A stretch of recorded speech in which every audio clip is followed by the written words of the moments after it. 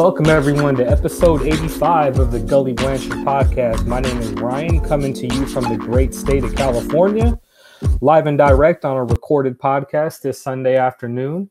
You can check out all 85 episodes of the Gully Blanchard podcast at gullyblanchard.podbean.com.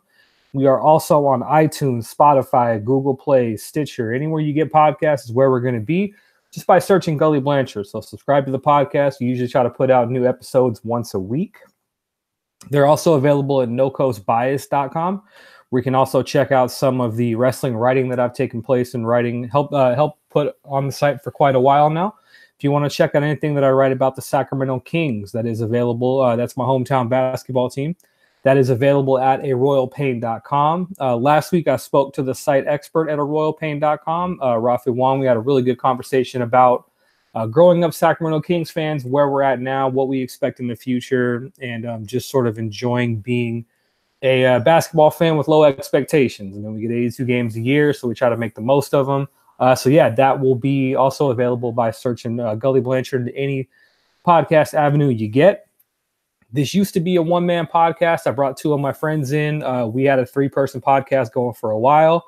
Decided to go back to the one-man format and talk to interesting people I like. Get well soon, Marcus. What's up, Ricky? Hope you guys are doing good out there. Those are the two guys that I used to do the podcast with. So this week is no exception. I read a really good article on The Athletic for guys and girls who don't subscribe to The Athletic. You should. It's a really good sports writing content, really good and interesting content. I follow a lot of the Philadelphia Eagles stuff, a lot of the Bay Area sports living out here, and college football as well as some college basketball stuff. So really good stuff at The Athletic. One of the articles that really caught my eye was an article about how pro wrestlers transitioned from college football or just football in general to being pro wrestlers. A lot of the big names that are in WWE right now are ex-college football players throughout the history of WWE and throughout the history of pro wrestling. So I wanted to bring the author of the article on to talk about that and pretty much pro wrestling. This is going to be a real wrestling heavy podcast, so I hope you guys and girls enjoy that. But without further ado, the author of the article, Chris Vannini, welcome to the podcast. Hey, thanks for having me. No problem. So I really like the article, but before we get into that, where can people follow you on Twitter? Where can people check out your work? I know you do a lot of stuff with college football through The Athletic. So where can people find your stuff? Yeah, it's at theathletic.com. I write for the college football part of the site. It's a subscription site, but it's only about $3 a month, $4 a month, and we cover basically every major sport, just about every major pro team now, and a bunch of college teams. It's really worth the tiny cost, and there's also no advertising on the site at all, which is something we hear a lot about people like. So if any of your listeners like pretty much any major sports team out there, we're probably covering them, and I'd recommend you guys check that out. I'm also on Twitter at Chris Vannini. Outstanding. So with that article that I talked about a little while ago, it was basically around a couple of ex-college football players who transitioned into the WWE. For those who don't know, Big E, Roman Reigns, and Titus O'Neil were three of the guys profiled in the article. What sort of attracted you to this transition from college football to pro wrestling? Well, I've been wanting to write this story since January, just kind of as an off-season type of story. Because I'm a wrestling fan, and in the off season we needed different types of stories to think about and write. So I'd been thinking about that for a while. I had been in communication with WWE PR for a bit. Went to WrestleMania just as a fan and met one of the PR guys there as well. Kind of still trying to convince them to make some of their guys available to me and that the story would be worth it. Kind of moved along, and finally, a couple months ago, WWE was on board with it, and I couldn't do the story without talking to some people in WWE. So that's why it kind of took a while for it to get going. But I talked to other people in the meantime for things. But, Big E, Titus O'Neil, and Roman Reigns are guys who played college football recently. Roman Reigns especially was pretty successful at it at Georgia Tech. So I just kind of wanted to see what it's like for guys who play football and move into pro wrestling. And another thing that actually brought this to mind for me was at Penn State's pro day, their football pro day, they noted that a WWE scout attended which also piqued my interest in terms of doing this story. So I just kind of wanted to see why WWE was looking at football players and how that transition works between the guys. And the feedback was great, and I think the story came out pretty well. I agree. Now, one of my biggest takeaways from it was something that Titus O'Neil said, to where he felt that as a defensive lineman, he was prepared for the quick bursts that come with running the ropes. But what were some of your biggest things that you may have learned in writing that article that even as a pro wrestling fan, you might not have been aware of as far as the transition goes? Well, I was just I didn't quite know, but I was kind of curious how that physical transition happens, because football guys, you got to get as beefed up and strong as you can, but linemen aren't necessarily the most toned, muscle tone. You don't see it necessarily all the way around, which is obviously what most people have in wrestling. So it's kind of a mix of how they work out. And yeah, Titus O'Neil mentioned it's a lot of short bursts and stuff like that, but really it's a lot. Cardio is so much more important, because football is an anaerobic sport where it's a play and then you stop, and then it's a play and then you stop. Wrestling is, outside of rest holds, it's going. You got to go for 20, 25 minutes sometimes. So you got to have that cardio up. And I think that was a big adjustment for a lot of guys, especially since a lot of these guys play on the line or play linebacker. So it's not a position where you're running around the field all the time. Yeah, that was something that I noticed by even just being a fan of guys who may have done the transition previously. Guys like John Cena, Steve Austin, JBL, they were all either ex-linemen or linebackers. Really rarely do you see like the ex-wide receiver or an ex-cornerback make the transition to pro wrestling. I know Tino Sabatelli was a safety for the Buccaneers for a while. He's down in NXT, but it was something I noticed where a lot of ex-linemen make the transition to WWE. Some make it smoothly. Ron Simmons is another one, also The Rock, that come to mind. But you don't see a lot of the, I don't want to say the skill positions. I don't want to demean, linemen, but maybe the position where speed comes at more of a premium. Those guys don't really transition over to WWE the same way the linemen and linebackers do. No, and I talked to Jim Ross about this in the story, and basically it just comes down to linemen and linebackers are guys who have, for one, the size, because size is generally an important part of pro wrestling. They're not only tall, but they're wide, and they've got, especially on defense, they've got the aggressiveness, and that's something you have to have as well. And Jim Ross said that that's basically where most of the guys come from, because they have those skills, and those types of things translate well. And you mentioned Ron Simmons. He's not only a WWE Hall of Famer, but he's a college football Hall of Famer as well from his days at Florida State. So that was obviously a successful transition for him. Yeah, I wonder also how much of it has to do with the physicality in both of those positions. Because if you look at O-line or D-line, those are positions to where every time those guys are on the field, there's some sort of physicality. With receivers, there might be, routes where they're not really involved, or they might get moved into different positions. But I think with O linemen and D linemen, those guys they're really hitting each other on every play. It's not like it's not like an Antonio Brown, so to speak, where he might be involved in certain plays, other plays he might be a decoy. Every time that, every time the ball would be snapped, Roman Reigns is going to be used to that physical sort of play at alignment. So I wonder how well that transitions over to going into WWE, to where pretty much everything you do has some sort of physical effect on it.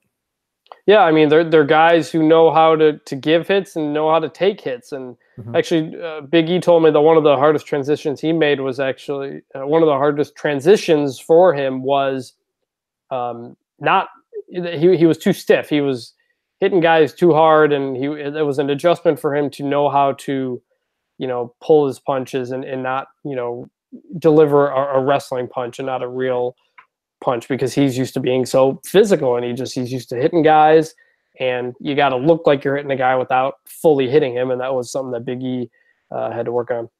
Yeah, I do think the performance aspect of it is something that I would imagine would be a challenge for those guys, where they're going full guard and they're taught to never give up on a play and drive through a guy, as opposed to, learning how to throw a working punch, so to speak. There's a way to sort of protect the guy that you're performing a move on, or whose body's in your hands. And I think in football, there's not as much protection of the opponent as there would be in pro wrestling.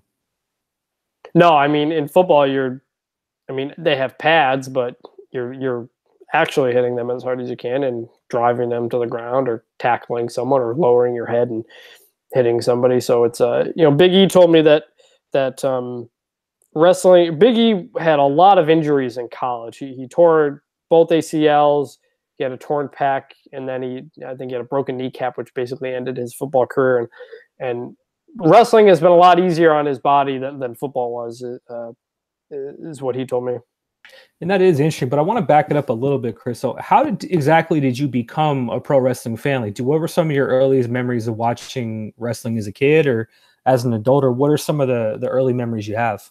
My first memory is Shawn Michaels' bare ass, and he was fighting Undertaker at one of the In Your Houses. I don't remember which one it was, and he did that thing that he did quite a bit at the time, which was he tried to escape through the middle rope, over the middle rope, and the other guy would grab him by the trunks, and the ass would show. So that was the first that's the first thing I remember.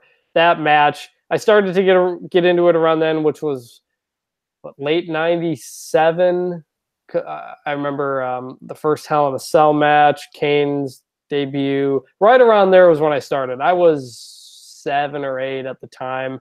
I think it was just something my dad had on, and just kind of got into it. And a lot of times I wouldn't be able to stay up for Raw or for the pay-per-view, so we would record it, and then I would get up early the next morning before school and watch it before I went to school the next day. So that was how I did that. And we had this special cable box thing where we were able to get pay-per-view without paying for it. I don't remember. Oh, yeah, the black boxes. Yeah. So we were able to do all the pay-per-views, and that's how I got into it in late '97. I got out around late '01, toward the end of the invasion, because I was in a middle school, and I was making new friends and getting into football, basketball, I played hockey, but I was getting more into football, baseball, and basketball, stuff that I didn't really pay attention to at the time. And at that period, I didn't know most of those WCW guys coming in or the ECW guys. So I started to lose a little bit of interest, and then moved into other sports and got out, and then jumped back in 2012. Raw. I watched Raw 1000, and then shortly after that, the Punk versus Rock Royal Rumble was the first real pay-per-view I'd watched in more than 10 years. And see, what's funny is I was at that show live when I was living in Las Vegas. We drove down to Phoenix for that show. It was at, I don't know what it's called, either Talking Stick or America West Arena, whatever it's called now. That arena in Phoenix where the Suns play, and it was such a loud vibe. It was such a loud pop for The Rock when he came out, because that was one of the first matches that he had wrestled after his comeback. I know he'd had the match with Cena at WrestleMania previously, but that was for the title. That building itself was really electric that night. It is interesting that a lot of fans of that Attitude Era, at least that I found, all did seemingly kind of fade away around like 2001, 2002, 2003. And I think that I'm interested to wonder like how much that has to do with guys like The Rock leaving or guys like Austin.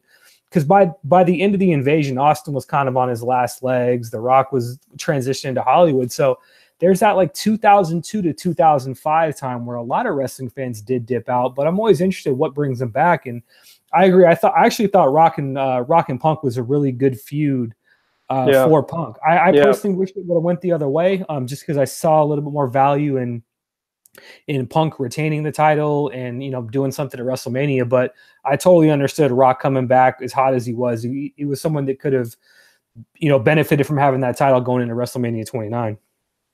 Yeah, again, I kind of already said it, but the reason I got out of wrestling was mostly because I was just getting into other things. I was still a kid at the time, and I just got into other things, started watching ESPN and stuff like that, and kind of ended up getting out. And actually, I do remember pulling up an illegal stream of Cena Rock in Miami. That was the first I'd watched in a while. And then I watched Raw 1000, and I was like, oh, I liked it, but I didn't end up getting back into it. And then I'd heard of CM Punk. I didn't really know much about him, but I'd heard of him and seen some things that he was doing and saw him popping up on social media and stuff. So then when the Royal Rumble came around, I was like, this is a good time to get back into it. And it was just a good feud, and timing kind of worked out with all that. Yeah, and I think the good thing with the network now too is you can go back and rewatch some of those old Raws, like either leading up to the story of Raw 1000 or going after it, because it does kind of help add more context to certain things. You know, especially me being a fan, I find myself watching old Monday Night Raws from around the same time where we both kind of left around the Invasion era, just to see like what the character base was like. But just like you said, with CM Punk was someone, to me, he was one of the first wrestlers that really took the social media age by storm, because that was how a lot of independent wrestlers and a lot of stuff even now gets around, is through social media, such as like your New Japan Pro Wrestling or any wrestling overseas. It definitely has a presence on social media where you can just look up, you know, the most recent Bullet Club match in New Japan, or look up something in England. I think that's something that in 2018 makes a lot more wrestling a lot more attainable for other fans.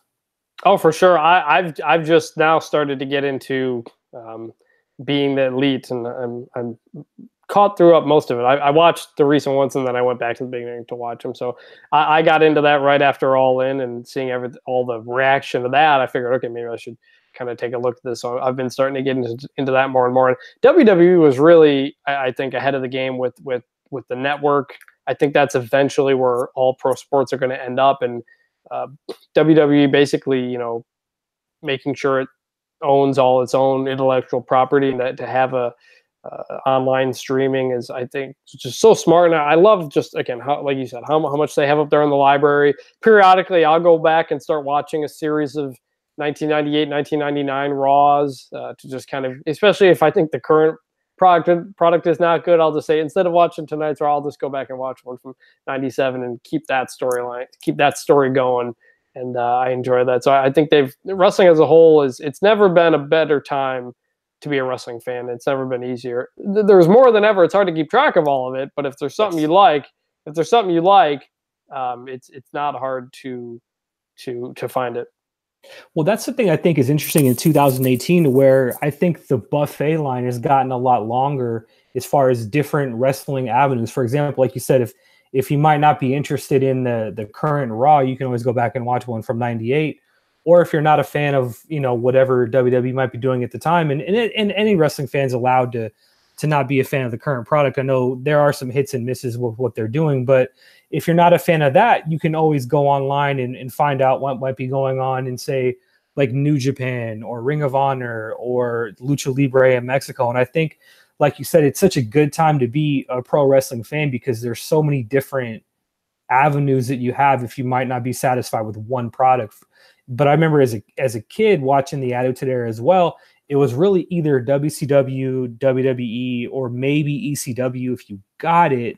But a lot of times that was hard to get a hold of, and it would have to be through tape trading. And I think now the 2018 tape trading is just social media, word of mouth. And I think that was really reflective with what Cody and the Young Bucks did with All In, because that was really something that was started, but it really gained a groundswell as being an alternative in America. And I think social media helped that out a lot.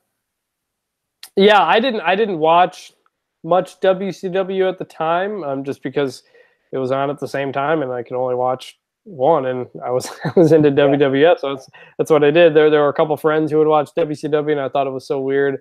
I did really enjoy the Ready to Rumble movie though as a kid.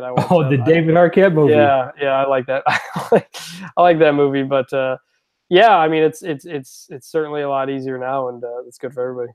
Now, as an adult watching stuff back in the Attitude Era, do you find that you either have a different appreciation for different wrestlers, or like a different style of that specific era? I know as a kid, I didn't really understand what made guys like William Regal or Lance Storm as good as they were until I got older and I could understand sort of the nuances behind the character. But I wonder for you, like watching some of those old Monday Night Raws from 97 or 98 now as an adult, are there things that stood out now that maybe you might have missed in the past?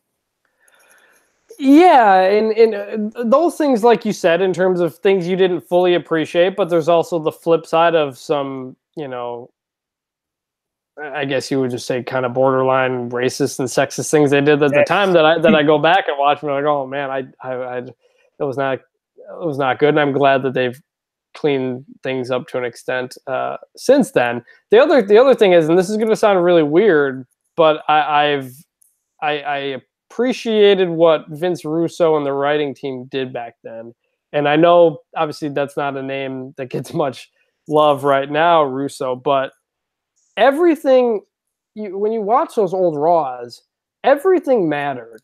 Like the wrestling matches weren't much of anything. Almost everything ends in a run-in, and I get that. But almost there was rarely a story that wouldn't go 2 weeks without getting pushed forward, whether it was just, Goldust and Val Venus stuff, or Jacqueline and Mark Marrow and Sable, and these are just mid card, low card stuff. Draws in the Legion of Doom, and just stuff that nowadays you watch Raw and it feels like 75% of it put no effort in it. How many times in a row do we got to see Chad Gable against the Ascension right now? Like, there's nothing. It's been like 6 weeks and nothing has happened. That didn't happen back then. So I appreciate for as bad as a lot of the wrestling was, and for as crude, maybe overly crude and inappropriate as it was, what I wish the current product still had was that feeling that everything mattered, because the storytelling, there was always storytelling in every part. Nothing was overlooked. Nothing felt like a waste of your time, even if you didn't like it. So I think that's a part that I look back and appreciate is storytelling. Even if it wasn't the best story, even if it was an appropriate story, it was an attempt to tell a story, and I really like that. I think, yeah, it's something that I've noticed watching back some of these old Raws, and I'm kind of in the same boat as you are. In the perspective that I take, I think back then, we'll use 98 as an example. If you had a storyline with, say, Draws and the Legion of Doom, or maybe the Oddities, I felt back then that the stories, you're right, I think they had more of a beginning, a middle, and an end. And I just wonder how much of that was due to the fact that WWE on a monthly basis had to sell you on buying the pay-per-view to see the climax of whatever the story may be. Like, for example, like SummerSlam, I want to say it was 97 with Stone Cold against The Undertaker, or 98, I could be wrong. But that story had a conclusion at SummerSlam that you had to spend, $40 every month on, which winds up being roughly about $480 a year. And I think the difference is now with the network that you're only paying $10 a month for unlimited streaming. And if you don't love, the newest Chad Gable storyline, like you said, it's difficult to have those stories matter, because the conclusions aren't what they used to be, because you're paying for the network no matter what. Like, if you don't like the current storyline, you can just go back and watch SummerSlam 98 instead of 2018. I just wonder how much that impacts the story, because I agree with you. I find this generation of pro wrestling, as much as I love and appreciate the in-ring match, the in-ring action, I think, is better than it's ever been. But I think the characters and the storyline and the overall progression of the show from a week-to-week basis is as weak as it's ever been. Because even with wrestlers like Sasha Banks and Bayley, like, that feud to me illustrated how frustrating it could be as a Raw fan of just trying to watch common sense. Like, 1 week they were best friends. 1 week Bayley was attacking Sasha, and we thought Bayley was going to turn heel. The next week, Sasha is attacking Bayley, and then 2 weeks later, they're in some really bad counseling skit. And then now they're back to being best friends with no respect for the audience, because I think that the goal isn't to get the audience to buy the product every month the way it used to be. Yeah, this is something that I've felt from the product for a long time, for the past few years, and it's that everything is about a brand. Every character has to fit a brand. They're not a character. They're not a character with real emotions, who talk like real people, who go through real storylines. They are Dean Ambrose is the what's it called? What was his nickname? The Lunatic Fringe. Yeah, Lunatic Fringe. So he has to come in and do the Dean Ambrose thing, because this is what the Dean Ambrose thing is. Sasha is the boss. She has to do the boss thing, and nobody changes. Like everybody's just the same, because they that way everybody fits in a slot. They sell more shirts. People go to a show because they want to see Bayley do the Bayley thing, and so there's not a story. It's become, I think Big Show said this once in a podcast, that it's basically it's a variety show now, where you go to different towns and it's just doing a lot of the same things in front of a different audience, but it's not progressive storytelling. It's basically every episode is its own thing with a handful of things translating from week to week. And I think you're right. This part of it is that, shows got to build to pay-per-view, but the pay-per-view has to build to TV, because the TV is where they get all their money, and it's where they're getting the most money now. And I think because they figured out where the money is, and what I just explained, everything being about the brand, everything being cleaner so they get better advertisers and more money. I think that's where it all comes back to, and it's worked. I mean, look, they've never made more money. They just got an incredible TV deal, and it's working. So I don't think the incentive is there to take risks with storytelling to possibly change characters all that much, because financially things are going great, and that's fine. And I would never blame WWE for not changing it, because they have their goals and they're meeting those goals. I just think, as someone who just loves a good story, they just don't have much of that right now, and it's because everybody is supposed to be a brand and not a living, breathing thing that changes. Absolutely. So I want to get you out of here on this. How was this WrestleMania? Was that your first WrestleMania experience as a fan, or did you go to the one in Dallas, or what was was this your first WrestleMania? Yes, I moved to Dallas a few months after that WrestleMania. Okay. I was actually I used to live in Detroit, and I lived I don't even remember the WrestleMania happening there when I was there. I was either a senior in high school or I was off at college at Michigan State, which might have been the reason. But I remembered long after the fact thinking, oh man, I should have gone. I wish I would have gone when WrestleMania was right there. But this is my first time. My brother came down and we drove down to New Orleans, spent a couple of days there, and it was about a perfect trip, perfect weekend. We did the NXT show, we did WrestleMania. New Orleans is just, I'd never been to New Orleans. It was an awesome town. I think I'd heard a lot of people say it's like the best big event town, whether it's the Final Four, whether it's the Super Bowl, whether it's WrestleMania. And I can see why they went back to New Orleans so quickly, because that was so much fun. Bourbon Street just full of wrestling fans, just had a hell of a time. The NXT show was amazing.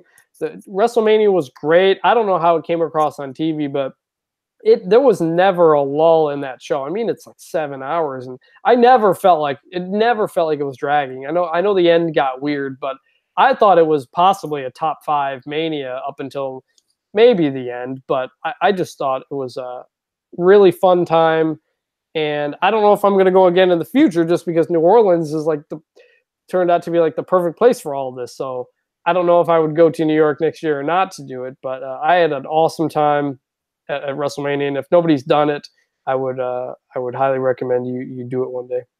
I actually went to WrestleMania 23. I got a quick funny story to talk about that. So at the time I was living in Sacramento, and me and 2 of my friends who grew up as lifelong wrestling fans, we decided we were going to go to WrestleMania 23 in Detroit, in Ford Field. And our idea was we were going to fly there Saturday morning, and then we were going to go to the event Sunday, do a couple things around town the couple days after, then fly home. Well, there was an issue with our flight going from Sacramento to Detroit, and we had stayed up all night because we had like the 6 a.m. flight. We were like, oh, we're just going to stay up all night, sleep on the plane, and we'll be good. And for something happened with our flight to where it got canceled or we couldn't get on it. Frankly, I don't remember, but somehow we ended up, now what we should have done was we should have just drove from Sacramento to San Francisco and got a flight to Detroit. It's about an hour-and-a-half drive. At 23 years old, none of us were thinking straight. We drove from Sacramento to Denver in a day, and then jumped a flight from Denver to Detroit. We got to WrestleMania 23 as the dark match was happening. I want to say the dark match was like Ric Flair and Carlito against somebody, but we did the whole WrestleMania experience that day. But you're right, though. A lot of people who went to WrestleMania 34 in New Orleans, they said it was a great experience. They said WrestleMania is a great town, great addition to New Orleans and in that whole area. So I know if they ever go back to New Orleans, that's the one city that I do want to go see WrestleMania in, because everyone said the same thing. WrestleMania in New Orleans is just such a great experience. Yeah, I like I said, I can see why they went back there so quickly. You know, you can walk Bourbon Street's awesome if you're an adult, and even so, I mean, it was a lot of people just there to have fun. It wasn't there, you know, it wasn't people getting in fights. It wasn't any of the stuff you get worried about if you're around bars and strip clubs and stuff like that. There is some obviously adult entertainment there, but it was generally just a lot of people, you know, dressed up as different wrestlers, tons of Rusev Day chants, and just everybody there having fun. A couple of the bars were playing wrestling music all weekend.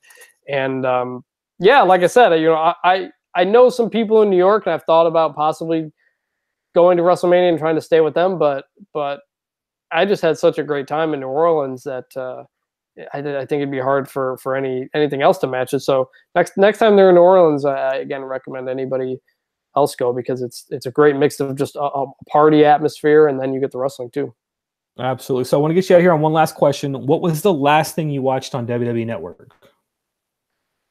I mean, are we counting the pay-per-views or no? Yeah, that's fine. Just the last thing before we play this. Yeah, last thing for me is whatever the most recent pay-per-view was. I didn't actually see Super Showdown live, but because I was during football season, when I'm covering football, I don't have a lot of time to do other stuff. So most recently, it's been that. I was watching again 1998 Raws back in the summer before that. Absolutely, man. So thank you very much for the time to come on the podcast. I know we want to do this for a while here, but where can people find your work on The Athletic? Where can people follow you on Twitter? Want to make sure you have the floor to get your information out to as many people as you can. Yeah, again, Twitter at Chris Vannini, ChrisVannini, and tweet mostly about college football and pro wrestling sometimes, and dogs. I got a lot of dogs. So that's me on Twitter. And then again, theathletic.com for basically anything you want to read in sports. Again, it's $3-4 a month. We covered every major league, just about every major team now. We got Shams on the NBA. We got Jay Glazer on the NFL. We got Ken Rosenthal on baseball, Bruce Feldman on college football. We've got just about all the biggest writers you can think of. And again, there's no ads. The app is great. I'd highly recommend everybody try it out. You can also try it out at theathletic.com/free trial if you want to give it a look first. Company's about 2 or 3 years old now. We've been growing quickly. People have been, feedback's been great on everything. I hope you guys check it out. Absolutely. So you guys can check out all 85 episodes of the podcast on iTunes, Spotify, Stitcher, Google Play, wherever you like, by searching Gully Blanchard. You can follow me on Twitter at Gully Blanchard, which is GULLYBLANCHARD. This podcast is also available at nocoastbias.com, as well as the other wrestling writing that I've done. And also any Sacramento Kings articles that I write will be available at aroyalpain.com. So we're going to send this one home this week. I know we got a lot going on next week. I'm heading down to LA for another 13-mile Spartan race, because clearly I don't value my knees and my health as much as others do. But I will be back this coming week with the episode given to you guys shortly, so you guys can check that out when it comes out. But Chris, thank you very much for the time. Bear, this was for you. Caden, this is for you. Marcus, Ricky, get well soon. And Chris, again, thank you very much for your time, and we'll do this again soon. Thanks for having me. You guys be good. Talk to you soon.